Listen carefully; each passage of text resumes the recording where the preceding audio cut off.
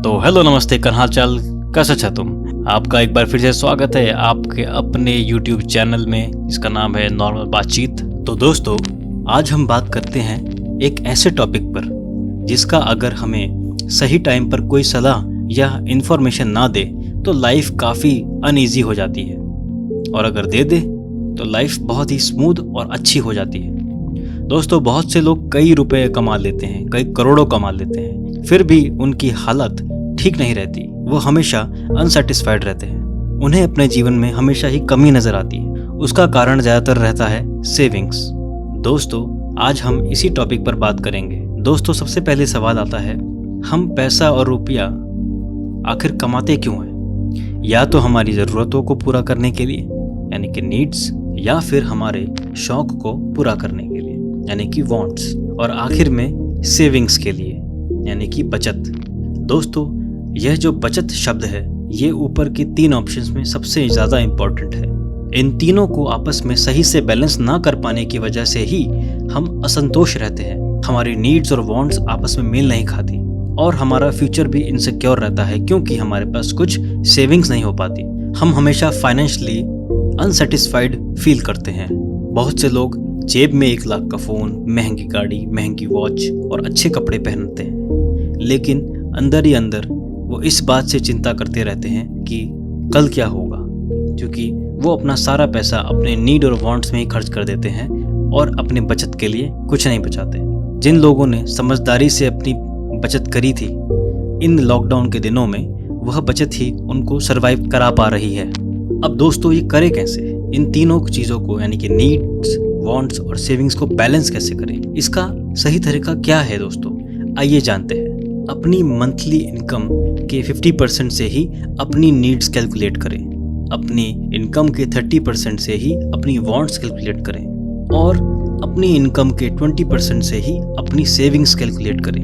दोस्तों, हम बात कर रहे हैं 50-30-20 रूल की। इस पर एलिजाबेथ वॉरेन ने एक किताब भी लिखी है जिसका नाम है ऑल योर वर्थ। दोस्तों, अगर आप कंफ्यूज हैं कि कैसे जज करें नीड्स क्या हैं और वांट्स क्या हैं, तो आपको क्लियर करने के लिए बता देते हैं। नीड्स की अगर हम बात करें तो दोस्तों, नीड्स वो होती हैं जिनके बिना हमारा गुजारा नहीं चलने वाला, जैसे कि फ्लैट का किराया, महीने का राशन, जिम की फीस, हेल्थ और मेडिसिन में होने वाला खर्चा, कोई किश्त या इंस्टॉलमेंट आपको देनी हो, फ्यूल का खर्चा, गैस का खर्चा, मोबाइल का खर्चा, ये सारी चीज़ें दोस्तों आती हैं नीड्स में। अगर हम बात करें वांट्स की, तो वांट्स में आती हैं शॉपिंग, एक नया फ़ोन लेना, नई बाइक लेना, नई कार लेना, होटल में ठहरना, कहीं घूमने जाना, रेस्टोरेंट्स में खाना, ये सब आते हैं हमारी वांट्स में। और अब बात करते हैं सबसे इम्पॉर्टेंट पार्ट की यानी कि सेविंग्स।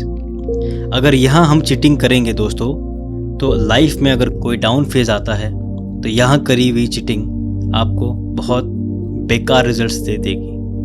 यहाँ दोस्तों, आपको अपनी सेविंग्स के साथ बहुत ही ज़्यादा लॉयल होना पड़ेगा। अपनी 20% सेविंग को 2 भागों में डिवाइड करना पड़ेगा, 10% कैश और 10% इन्वेस्टमेंट। दोस्तों, अगर हम बात करें इस रूल के एडवांटेजेस की, तो सबसे पहला पॉइंट आता है कि हम क्या खरीदें, कैसे खरीदें, कौन सा खरीदें। इस कन्फ्यूजन से हम दूर हो जाते हैं जैसे ही हमें मालूम पड़ता है कि हमारा मंथली बजट कितना है, और हम उस मंथली बजट के अकॉर्डिंग ही अपनी चीज़ों को सेलेक्ट कर देते हैं। बेफजूल के खर्चे हमारे दिमाग से निकल जाते हैं जैसे ही जान लेते हैं हम कि हमें इस महीने कितना खर्च करना है। दूसरी बात दोस्तों, बजट डिसीजन मेकिंग हमारी बहुत स्ट्रॉन्ग हो जाती है। तीसरी बात दोस्तों, हमारी परचेजिंग स्ट्रेंथ बहुत अच्छी हो जाती है। हमें मालूम पड़ जाता है कि हमें क्या खरीदना है और वो कितनी रेंज में होना चाहिए। हमें हमारी नीड्स और वांट्स में फ़र्क करना आ जाता है। दोस्तों, मान लेते हैं अगर किसी की सैलरी या अर्निंग मंथली 30,000 है, 30,000 रुपये है, तो उसे अपनी NWS को कुछ इस तरह से बैलेंस करना है। अगर बात करें उसकी नीड की तो वो होगी 15,000, वांट्स की तो वो होगी 9,000, और सेविंग्स होगी 6,000। यानी कि वो अपनी नीड्स में 15,000 से ज़्यादा नहीं खर्च करेगा। उसे अपने वांट्स को कुछ इस तरह बैलेंस करना पड़ेगा कि वो 9,000 से ऊपर ना जाए और उसे 6,000 रुपीज़ पर मंथ सेव करना पड़ेगा। आई होप आपको ये कॉन्सेप्ट समझ में आया हो। ये बहुत से लोग प्रैक्टिस करते हैं, बहुत सी इंडस्ट्रीज़ को प्रैक्टिस करती है, जिसके बेसिस पे दोस्तों कंपनियां, बहुत सारे इंडस्ट्रियलिस्ट बुरे फेज़ में अपने आप को सरवाइव करा पाते हैं। तो दोस्तों आई होप आपको ये वीडियो यूज़फुल लगी हो। चलिए दोस्तों, अब आपसे मिलते हैं हम अगले वीडियो में। तब तक के लिए आप देखते रहिए नॉर्मल बातचीत।